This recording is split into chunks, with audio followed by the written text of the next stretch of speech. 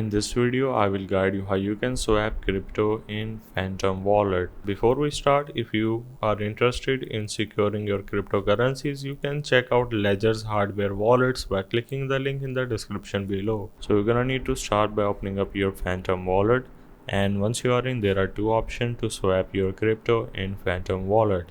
Either you can use the built-in swap token feature, or you can simply go to the browser and you can go with the Radium, Jupiter, or any other third-party crypto swapping application.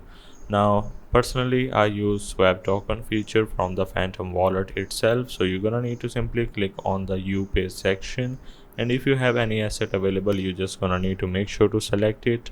And as for the receiving, you're just gonna need to click on it. Make sure to select Solana, Ethereum, or Polygon, and once you have selected, you just gonna need to select your receiving coin. Once you are done, you're just gonna need to enter the amount and make sure to select the slippage settings. Once you have selected your slippage settings, simply click on the confirm, and you will gonna receive a new token if you have chosen into your Phantom Wallet. So that's the way of how you can swap crypto in Phantom Wallet.